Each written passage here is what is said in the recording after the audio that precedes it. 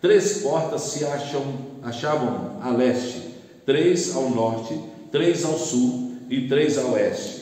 A muralha da cidade tinha 12 fundamentos, e estava sobre estes os 12 nomes dos 12 apóstolos do Cordeiro. Aquele que falava comigo tinha por medida uma vara de ouro para medir a cidade, as suas portas e a sua muralha.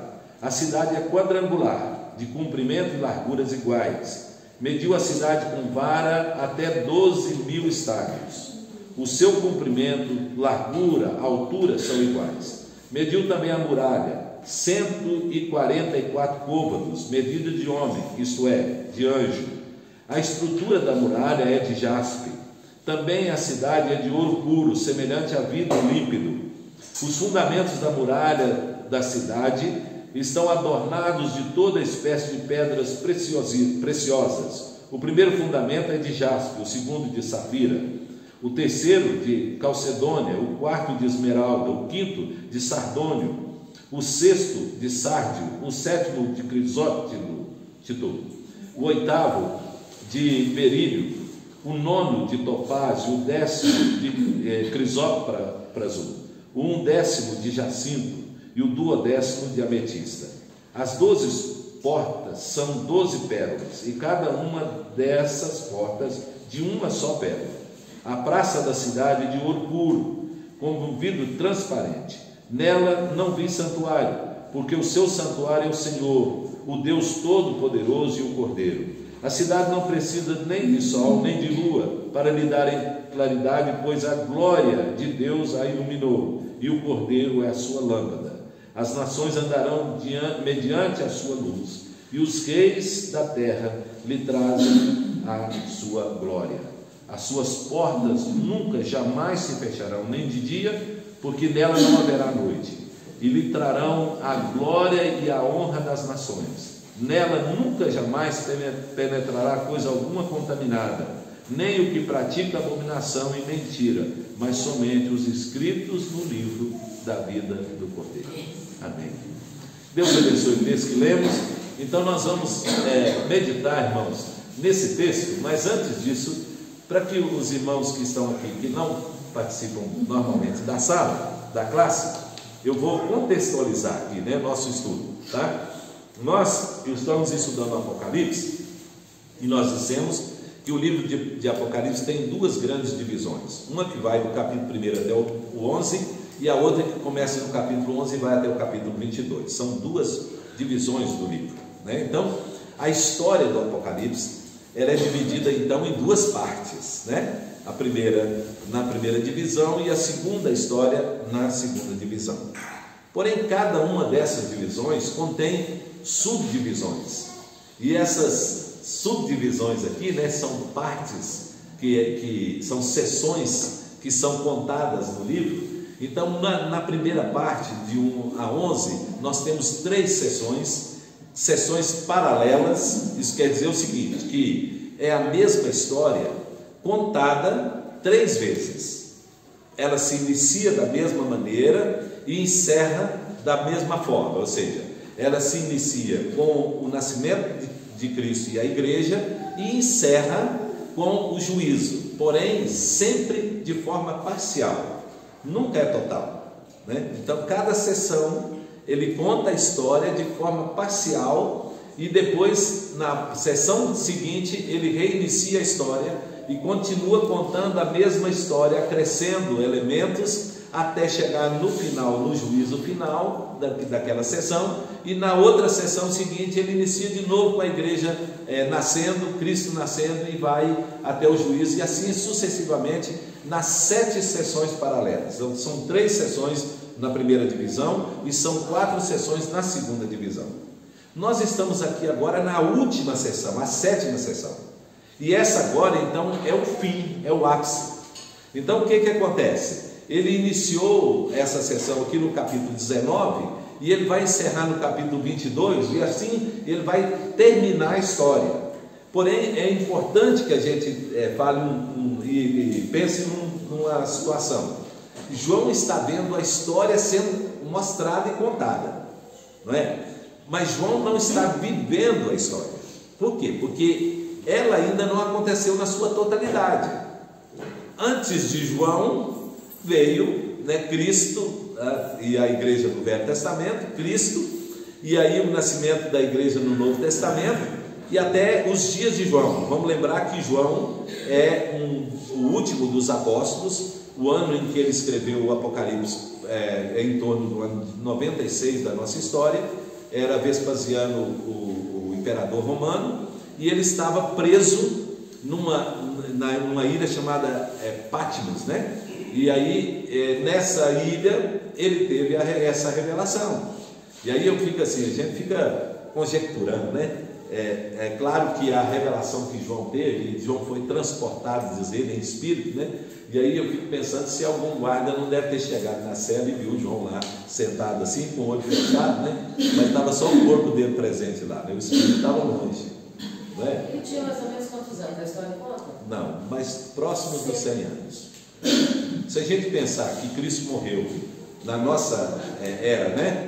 Por volta de 33, e João já era adulto, né? Então ele era provavelmente o mais novo dos apóstolos. Mas vamos pensar, se tivesse acima de 25 anos, próximo a 30 anos, né? Vamos pensar que fosse 30, né? Então agora nós estamos em 96, então ele estava chegando a 100 anos, né? Então próximo de 100 anos. Então o velho sentado lá, talvez numa pedra dentro da prisão, né? Na ilha, e aí o corpo dele ali e o espírito dele vendo tudo, vagando e vendo tudo, né? E aí é conjectura, né? A gente fica imaginando isso assim, né? Como seria uma situação. Mas João presencia em espírito todos os eventos antes deles acontecerem. Está comigo aí? Por que antes deles acontecerem? Porque o juízo final nos nossos dias ainda não aconteceu. Então a história do final do mundo, o novo céu, nova terra, né? Esse texto que nós lemos da Nova Jerusalém ainda irá acontecer, mas João já viu e ouviu os fatos acontecendo.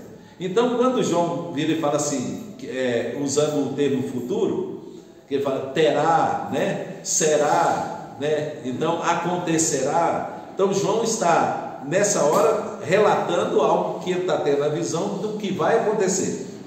Mas quando João fala de algo que está no passado, então, né, no pretérito, então ele está falando de coisas que ele já viu e que já aconteceram. Então está só relembrando a história.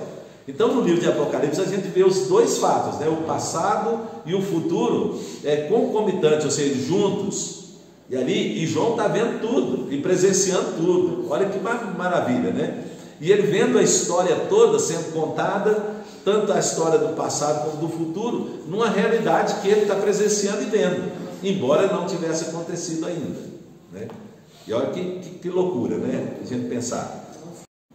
Também estão na terra os ímpios, né? Que não morreram, os ímpios que não morreram, e está presente na terra agora Satanás e todos os seus agentes, né? Vamos lembrar dos agentes? É o dragão, né, que é a antiga serpente, Satanás, os seus anjos, que são os demônios, né, que acompanham Satanás, a besta que emerge do mar, lembra? Que é o anticristo, a besta que emergiu da terra, que é o falso profeta, a grande Babilônia, que é a religião falsa, né, que está no mundo inteiro, e agora todos esses, o diabo e todos esses seus agentes se voltam para a grande batalha do último dia, que era chamada a batalha que aconteceria no Armagedon, né? De Gog e Magog, foi previsto lá no passado, né?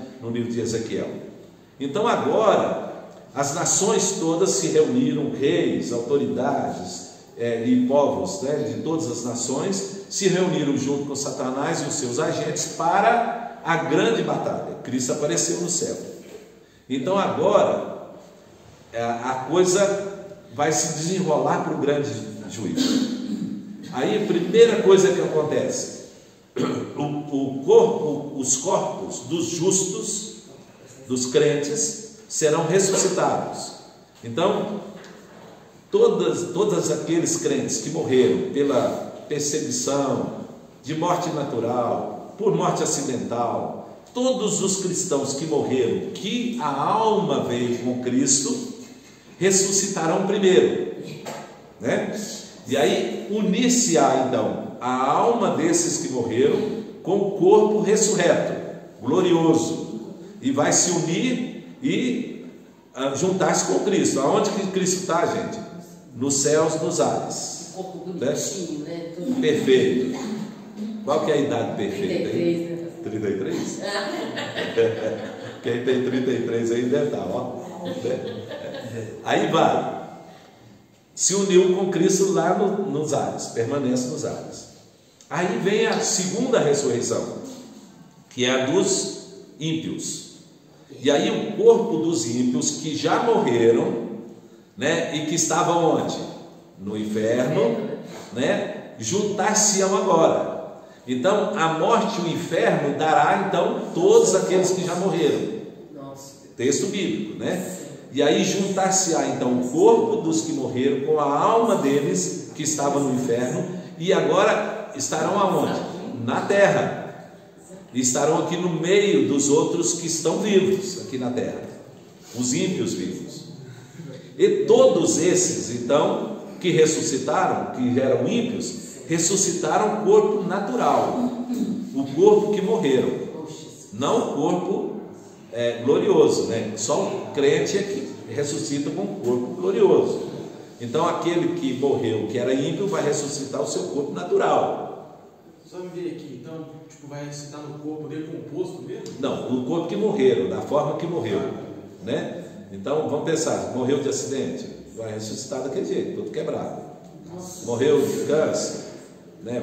Vai ressuscitar com câncer, né? Então, do jeito que morreu, vai ressuscitar e vai se unir. Por quê? Porque isso, a ressurreição não é para viver, a ressurreição é para receber o juízo.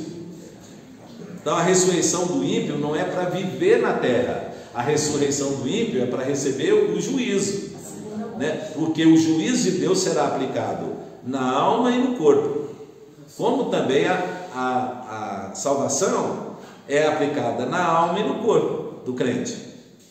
Tranquilo? Tá. Aí, logo que ressuscitaram, então agora abrem-se os livros, né? E aí há livros e há o livro da vida. Os primeiros livros que são abertos, há neles o registro de todos os atos dos homens, tanto dos crentes como dos ímpios. Então os atos dos crentes que estão nos livros serão usados para que no julgamento desses atos Deus então recompense o crente pelo que ele fez no corpo.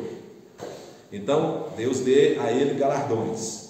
Então está comigo aí, né, gente? Se tiver dúvida, pode perguntar, tá? Então aí eles receberão conforme suas obras. Então cada crente, pelo que está registrado nos livros, vai receber o galardão de acordo com aquilo que eles viveram. E os ímpios? Cada ímpio, seus atos que estão nos livros, determinará então as penas que eles sofrerão lá no lago de água que arde em fogo e enxofre. Então quem pecou mais vai sofrer maiores penas, quem pecou menos vai sofrer maiores penas, mas está escrito lá, menores penas, mas está lá no livro, nos livros. E aí, uma vez determinado isso, aí abre-se o livro da vida, e no livro da vida está escrito o nome daqueles que são salvos. No livro da vida não contém nenhum nome de ímpio. Então os salvos terão seus nomes ali falados que estão registrados no livro da vida, e aí então eles serão elevados junto com Cristo. Porque a batalha, ela não será essa batalha que reuniu, né, todos os ímpios, Satanás, seus agentes, né, todas as autoridades da terra, essa batalha não será lutada pela igreja. Então a igreja não enfrentará essa batalha, a igreja enfrentará a grande tribulação, mas a batalha não é deles. Mas esses irmãos que chegaram nesse final já enfrentaram essa grande tribulação. Alguns já até morreram, e outros que estavam vivendo na terra sofreram a grande tribulação. Agora eles são separados, eles são, o texto bíblico aqui de Apocalipse diz que eles são medidos, né? E aí separados, contados, e aí eles estarão com Cristo. Para quê, gente? Para que a batalha agora seja executada. E aí na batalha, quem luta é Cristo. E aí a palavra de Deus diz que ele vence e destrói todos com a palavra que sai da sua boca. Pronto. Aí a batalha foi encerrada. Nesse momento então, que a batalha foi encerrada, aí Deus então manda todos os ímpios, Satanás, seus agentes, anticristo, né, o falso profeta, o inferno, a morte, lança tudo aonde? No lago que arde em fogo e enxofre. Ou seja, a segunda morte. E lá eles vão permanecer atormentados pelos séculos dos séculos. Então, ou seja, para sempre. E aí? E a igreja agora? A igreja está onde? Com Cristo. Com Cristo nos ares.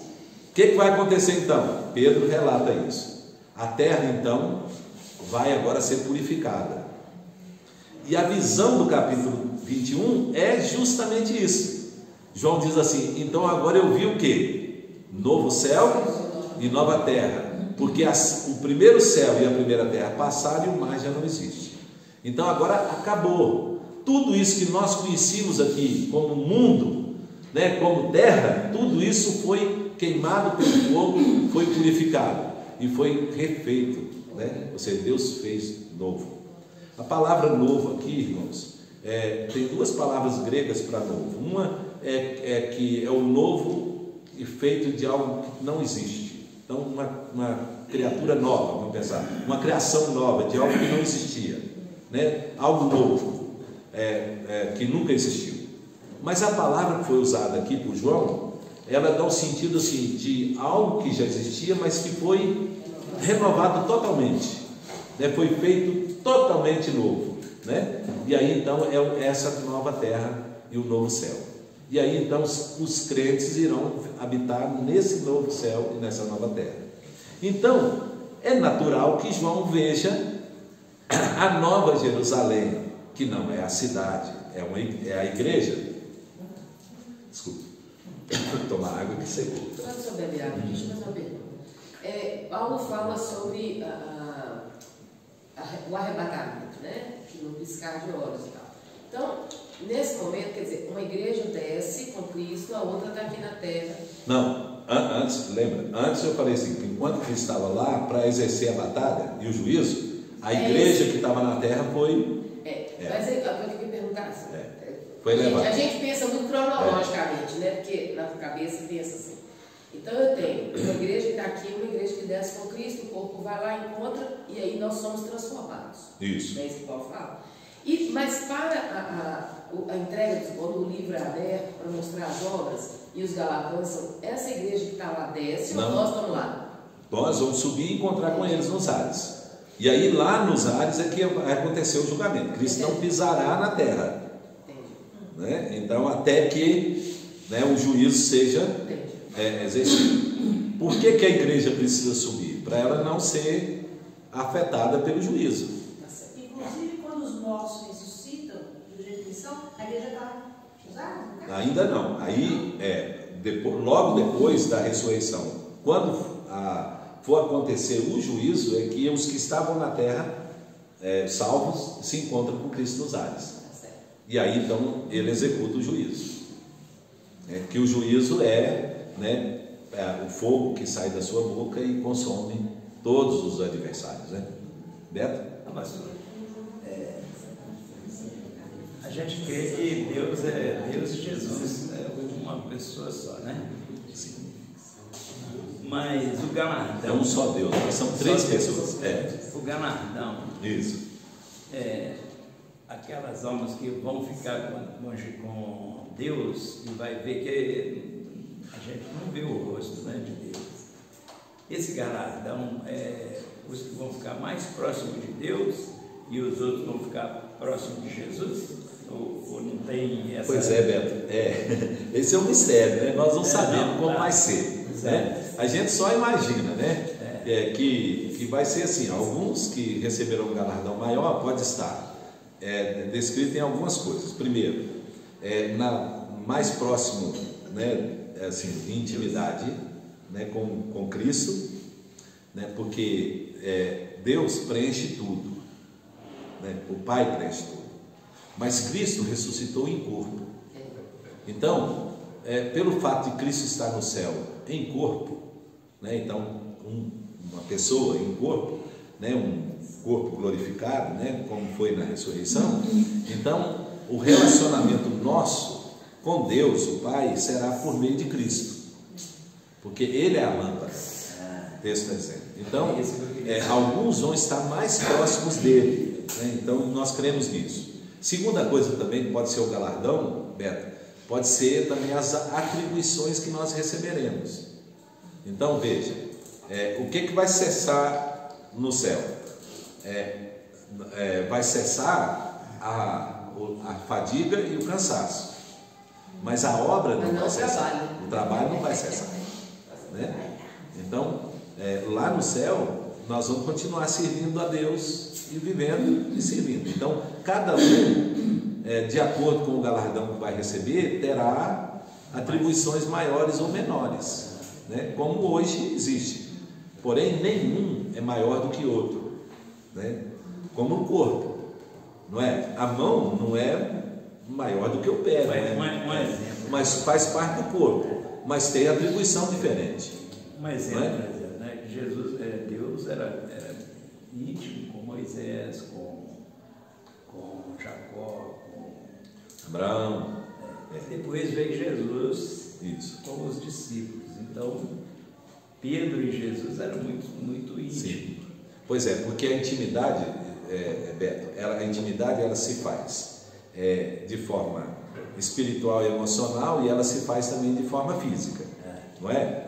Então, vamos pensar, a intimidade não é apenas emocional ou espiritual, né? Há pessoas que a gente tem uma intimidade mais próxima espiritualmente, emocionalmente falando, mas tem pessoas que a gente tem uma intimidade física muito maior, por exemplo, marido e esposa, não é? Então é nesse sentido, tá? Agora, tranquilo aí, gente? Tá pegando aí? Tá. E agora? Como vai acontecer com a igreja? A igreja está onde agora? Na nossa história aqui. Onde que a igreja está? Ela está nos ares, com Cristo. A terra foi purificada e agora então João vê a igreja descendo. Aí ele diz assim: vi então a nova Jerusalém. Qual é essa nova Jerusalém? É a igreja que compõe todos os salvos de todos os tempos, em todas as eras, em todos os lugares. Então, de todas as nações, de todos os povos, de todas as línguas, todos os salvos que estavam lá no céu, nos ares com Cristo, vão descer agora para estar onde? No novo céu e na nova terra, que foram criadas. Então, ela é a nova Jerusalém, né? Nesse novo céu e nova terra. Então, nós vamos habitar aqui, no mundo transformado, novo, para viver agora essa experiência e essa condição de uma igreja salva, né? E não mais uma igreja limitada às circunstâncias dessa vida que nós estamos vivendo. Eu estou com uma pergunta atrasada. Quando a igreja sobe, esse que é o arrebatamento? Sim. Só isso. Mais perguntas, gente? Eu imaginava até a última aula que o novo céu e a nova terra era o céu. Mas é aqui então. Lembra que nós falamos, lembra que quando nós falamos sobre céu aqui e inferno, né? Nós dissemos que inferno é bom para os que não estavam participando das aulas, né? Céu e inferno não é lugar, né? Céu e inferno é condição, né? Então, por quê? Porque alma não ocupa espaço, a alma não tem corpo, não tem matéria, então não ocupa lugar, né? Então os salvos, eles estão no céu, numa condição de céu, né? Onde é isso? A gente não sabe, né? Não tem. Como é isso, a gente sabe. Estão em gozo eterno, estão plenamente ativos, né? Conscientes na presença de Cristo e do Pai Todo-Poderoso. Então essa é a condição que as almas estão vivendo. E aí João descreve aqui como um altar, elas estão perante o altar, elas estão adorando e glorificando a Deus. Essa é a condição de céu. E qual é a condição de inferno? É a que Jesus relatou do rico, da parábola do rico e Lázaro. É um lugar de tormento, um lugar de sofrimento, um lugar de consciência, um lugar de culpa, lembra? De sofrimento emocional, né? De sofrimento tão emocional que ele estava preocupado com os irmãos dele que estavam aqui na terra. Então é um estado plenamente consciente, é uma condição em que a pessoa está totalmente vendo as coisas acontecendo, porém é uma condição que não pode mudar, não tem jeito de mudar, né? Então é aquela condição permanente, e isso é a pior, gente, a pior coisa que tem, a condição de inferno que a gente pode imaginar é o fato daquela condição não ter jeito de mudar. Imagina, irmãos, uma dor que a pessoa está sentindo, em que essa dor não cessa e não há possibilidade nenhuma de mudança. Nem a morte. Essas coisas, se fossem esclarecidas assim para a sociedade. Manda esse vídeo, seu Jones. Manda esse vídeo para aqui, ó, tá gravando. Tá gravando. Manda esse vídeo para os amigos, para os colegas, que aí é uma forma. O sofrimento do ser humano, quando se fala em depressão, câncer, né? Problemas familiares, problemas de distúrbios mentais, né? E vício. O ser humano sofre demais com isso. Aí, se eu falando essas coisas aí, a gente fica imaginando, né? Um lugar que não vai ter solução para essas coisas. E nem esperança, seu Jones. E nem esperança, né? E o regozijo que os filhos terão na presença. Pois é, a diferença é justamente essa, né? Enquanto uns estão na alegria plena, na presença, longe de dor, de sofrimento, de angústia, não tem e solução. Tal, tudo lá gozando disso tudo, os outros estão vivendo uma condição totalmente inversa, sem qualquer esperança de mudança. Né? Na verdade, só primeiro o Ricardo e depois o Beto, né? Ricardo? Dois comentários. É como se Deus estivesse restaurando a situação quando ele, no Éden, né? Era aquela perfeição, a comunhão com Deus, uma natureza maravilhosa, né? Que não havia pecado nem nada, aquela perfeição retornando no final. Porém, Ricardo, porém melhorada, né? Melhorada em vários aspectos. Primeiro aspecto, no Éden não tinha a presença física de Cristo, no céu vai ter. No Éden havia possibilidade de pecar, no céu não haverá, né? No Éden havia possibilidade de choro, havia possibilidade de morte, havia possibilidade de tristeza, né? No céu nada disso haverá. Então o novo céu e a nova terra é um Éden melhorado ainda, né? Muito melhor, né? Não tinha Jesus, mas eles conversavam direto com Deus. Sim, mas Deus, não tinha Jesus fisicamente presente, né? Então tinha espiritualmente, mas não tinha Jesus presente físico. A outra pergunta você ia falar, Ricardo? Não é isso aí. Beto? Pastor, a Bíblia... Hoje nós vamos ficar só nessa parte aqui, não dá para ir não, né? Vamos lá. A Bíblia diz novo céu e novo terra. Nova terra. Nova terra. Então existe duas condições: a nova terra e o novo céu. Sim. Então vai ter mas o céu a aqui, nova Beto, terra e o novo céu Mas o céu aqui, que ele está falando, não é o céu onde as pessoas, depois que as pessoas morreram, foram. O céu que ele está falando é o firmamento. Por quê, gente? Você lembra que o sol escureceu, a lua caiu, né? As estrelas caíram no firmamento.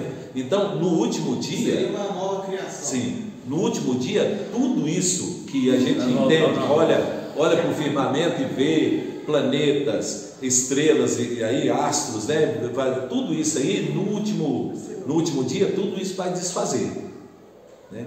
Então, primeiro, o sol, a Bíblia fala que o sol vai escurecer, a lua não terá mais claridade, claro que a lua é o reflexo do sol, né? Então, o mar já não vai existir mais. Então, tudo que nós conhecemos de terra e céu, tudo isso vai ser destruído, e aí Deus vai fazer tudo de novo.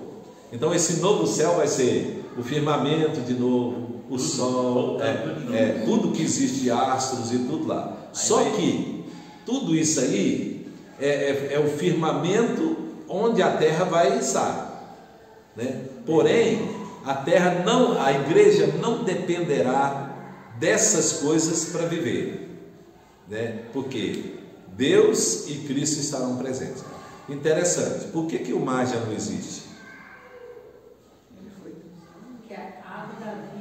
Porque é um rio que nasce do trono de Deus, que é o rio da vida, que vai manter a vida, né, de todo crente, né, aqui no mundo. E outra coisa, não haverá mais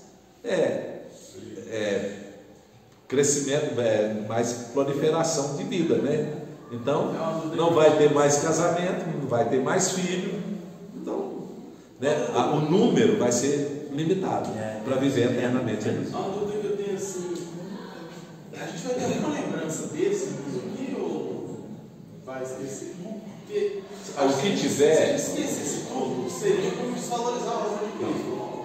Não, o que tiver não será lembrança de tristeza, né? Então nós não teremos lembrança. Talvez você vai reconhecer no céu, né? A gente não sabe se vai reconhecer no céu, né? Porém, vou lembrar que eu tinha filho, que eu tinha lá, a gente não sabe, mas a gente sabe que qualquer coisa que for da vida aqui na terra não produzirá em nós tristeza, né? Porque senão é sofrimento, não é céu, né? Tereza? Pastor, aproveitando o gancho do seu gênero aí, porque de falar desses termos para a sociedade toda, mesmo que não está dentro da igreja, para mostrar que tudo depende de Deus, mesmo que não está dentro da igreja, que hoje isso tudo, muitas vezes, não vai ser. Pois é, a advertência de Pedro, quando fala sobre o novo céu e nova terra, é muito interessante.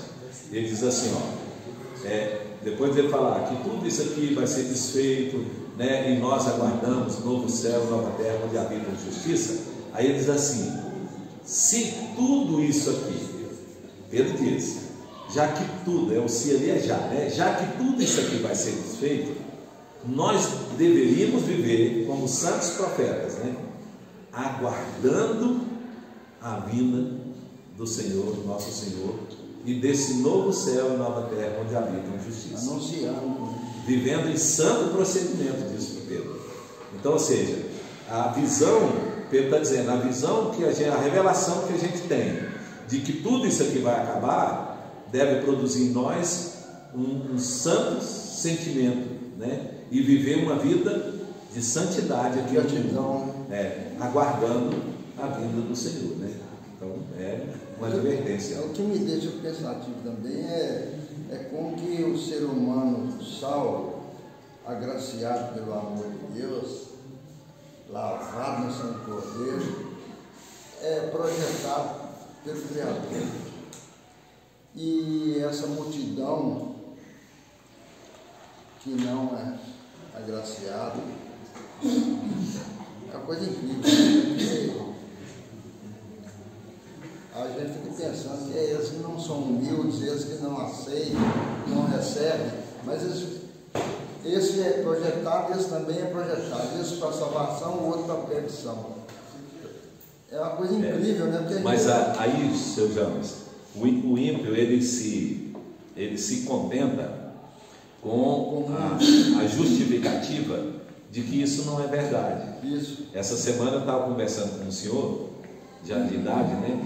E aí eu falando com ele sobre a volta de Jesus, aí ele virou e falou assim: ah, pastor, mas olha, quanto tempo tem que fala sobre a volta de Jesus? Desde a época bíblica estão falando sobre a volta de Jesus, olha, tem 2000 anos e ele não veio até hoje, né? Não é? Eu falei assim: pois é, seu James, Pedro falou isso também, que as pessoas da época dele falavam justamente isso, né? Desde que o céu e a terra existem, eu falei com ele, desde que a terra existe, o povo fala assim: ah, aí, fala da sua vida e não veio, né? Mas aí Pedro diz assim: olha, não retarde o Senhor a sua promessa. Falei para ele, mesmo que alguns a julguem demorada. Então, se o senhor está achando que a demora é para dizer que não existe, eu falei com ele, não, a demora é para dar oportunidade para que aqueles que ainda não conhecem Cristo possam conhecer. É graça, né? Aí o Espírito Santo, aí na hora eu falei assim: ô Deus, põe o Espírito Santo tocar no coração dele para ele, né? Porque está usando a justificativa, né, de que não aconteceu até hoje, para quê? Para não acreditar. Marcinho era um motorista de Viseu, e estava eu, Marcinho, aí Marcinho virou o senhor: se não tiver inferno, creio que vai tomar um prejuízo danado.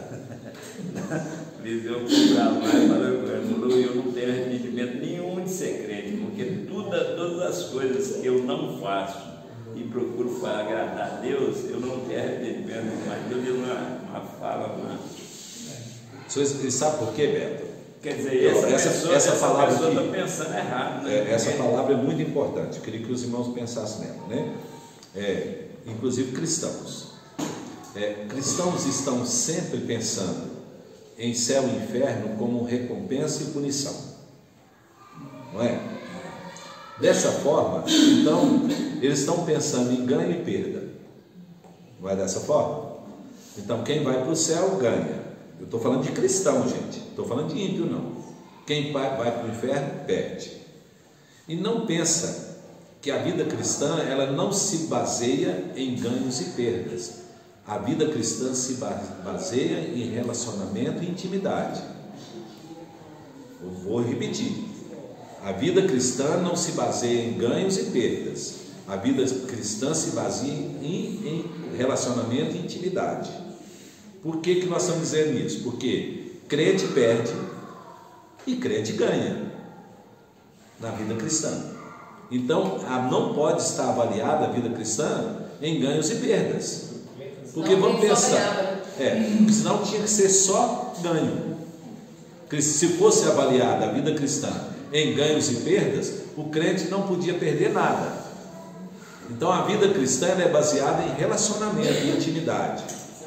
Eu sei que eu tenho um Deus que caminha comigo todos os dias, em quem eu coloco nele a minha confiança e esperança, em quem me assiste na minha luta e na minha dificuldade, em quem me supre de todas as minhas necessidades, quem está comigo na hora da dificuldade, na hora da dor. Então a vida cristã, irmãos, ela se manifesta e ela se baseia no relacionamento e na intimidade que eu tenho com Deus.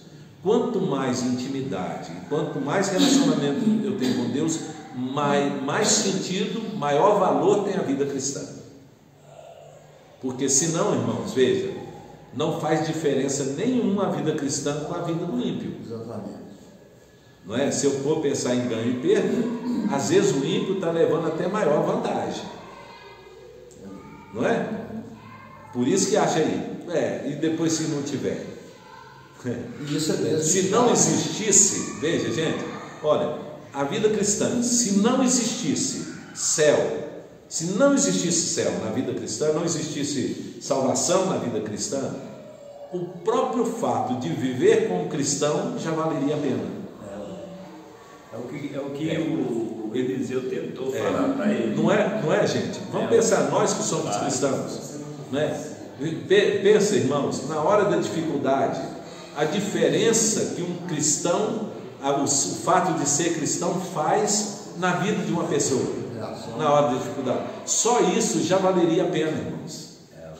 não é? A gente saber que a gente tem um Deus com quem a gente pode contar em todo momento da nossa vida, só isso já valeria a pena. Agora imagina, irmãos, esse Deus que está conosco, caminhando conosco, é o Deus da nossa eternidade, com quem nós viveremos para sempre.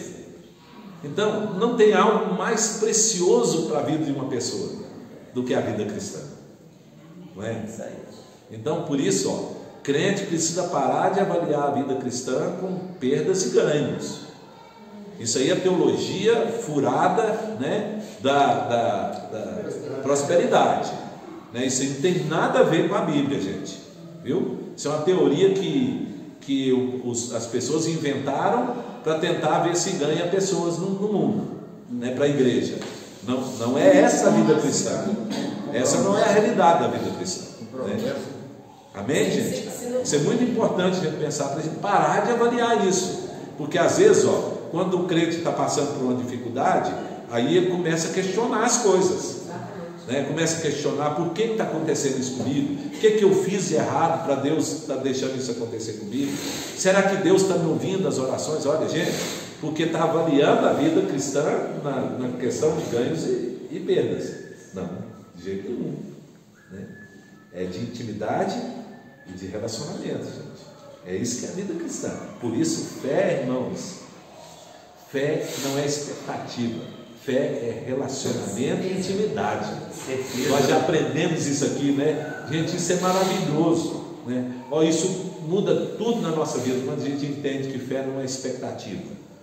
Não é expectativa de que eu vou receber, não é expectativa de que eu vou conseguir, não é expectativa que a coisa vai mudar. Não é nada disso não. Fé é intimidade, é relacionamento, é caminhar independente da situação. Paulo traduziu isso naquela palavra aos Filipenses: eu aprendi a viver contente em toda e qualquer situação, tanto sei estar humilhado como honrado, estar com fartura, com falta, né, com saúde ou doença, tudo posso naquele. Isso é vida cristã. Eu estou relacionando com ele. Querendo viver sem luta, sem perseverança, né? Que é tudo de graça, sem luta. Porque a pessoa tem que resistir, tem que lutar, tem que perseverar. E também, senhor João, sabe por quê? É porque a gente, quando passa por lutas e dificuldades, a gente não entende que isso tem propósito. A gente entende que tem propósito só aquilo que é positivo. A gente não entende que no negativo tem propósito, né? A gente pensa assim, que se você agora está sendo agraciado com uma bênção especial aí, né? Vamos imaginar, eu consegui um emprego muito bom, né? Aí, Deus deve ter um propósito nisso, né? Para me colocar nessa condição. Tá, mas eu estou desempregado, fiquei desempregado. Também tem propósito. Tudo tem propósito. Deus tem propósito em todas as coisas. Deus não fez nada no mundo sem propósito. Esse negócio da folha seca, que eu sabe cada um que cai, o cabelo, aí, isso aí explica isso. Está tudo, né? Beleza? Eu costumo dizer, pastor, não sei se eu estou errado, quando a pessoa fala comigo, a vida de Cristo, né? A vida, quando você morre, Cristo já veio para aquela pessoa. Porque alguém não tem mais chance nenhuma. Sim. Então, seja crente ou seja ímpio. Está vindo para alguém a todo tempo, né? Todo tempo.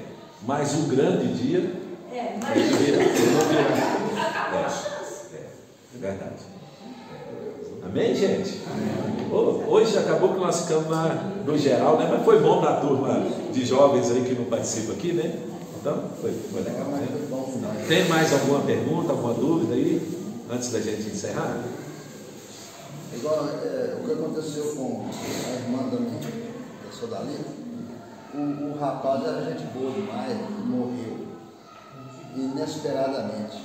Ele era um atleta, a vida maravilhosa, boa mesmo, trabalhando, e esposa bonita, filha engenheira, ele vai casar agora, de repente o rapaz morre. E essa irmã dela faz esses especiais para conhecidas, sabe? Eu vivo fazendo esses especiais. Aí eu fiquei pensando assim comigo, meu Deus, esse negócio da Bíblia falar que não cai uma folha seca que Deus não... Aconteceu isso, Deus sabe as razões.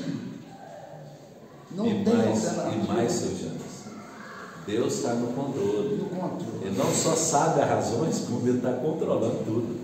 Isso é maravilhoso. Pastor, nessa perspectiva do controle de Deus, a ação de Satanás na vida do cristão, porque o crente gosta muito de falar de Satanás furioso, que está fazendo as coisas, como se Satanás tivesse sobre nós uma liberdade de ação. Nenhuma. Exato.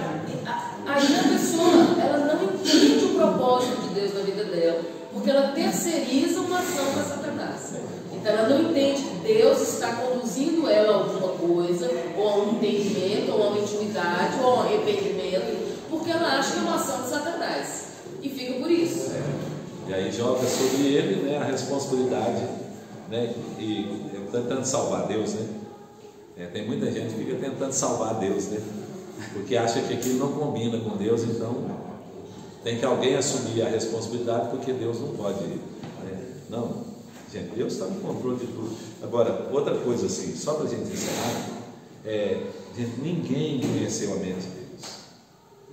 Então, diz a palavra do Senhor, ninguém conhece a mente de Deus, ninguém foi seu conselheiro para instruir Deus. Então, nós nunca, irmãos, vamos tentar conseguir entender Deus. Nunca, né? Não tem em nós nenhuma possibilidade para isso. Só tem aquilo que Ele revela.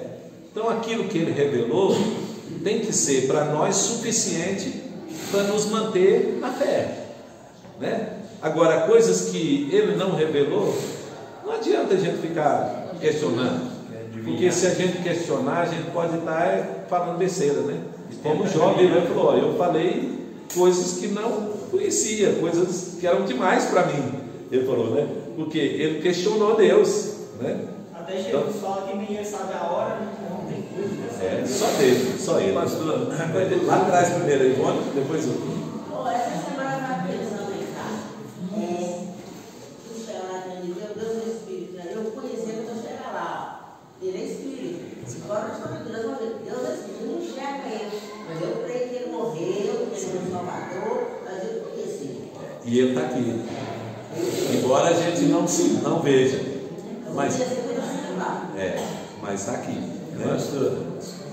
Só. Teve uma passagem dos apóstolos questionaram Jesus sobre quando seria a vinda. Ele falou que isso não era no momento que ele sabia, apenas preparado. Reservou para o Pai, né? Quando o presidente do Irã morreu, eu fiz um julgamento, pode ser até pecado, não sei. Mas os 3 helicópteros que estavam dando segurança para o presidente, os 2 aposou normal. O dele caiu e matou ele, matou todos que estavam no helicóptero. E aí eu pensei, né, o cara mandou 300 mísseis para Israel. Israel é o povo de Deus, né? Pode até não ser o, né, igual o senhor falou aí. Mas aí a gente pensa assim, mas Deus matou esse presidente para ele ficar esperto, para ficar ativo.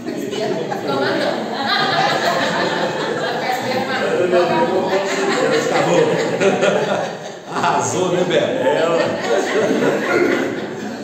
Não. Mas a gente fica tentando adivinhar o que Deus está fazendo, né?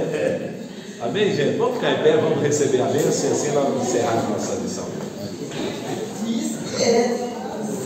E agora, irmãos, que a graça do Senhor Jesus, o amor de Deus, nosso Pai, e a comunhão do Santo Espírito de Deus esteja sobre todos nós, hoje e para todo sempre. Amém. Deus abençoe a todos, até a noite, se Deus quiser.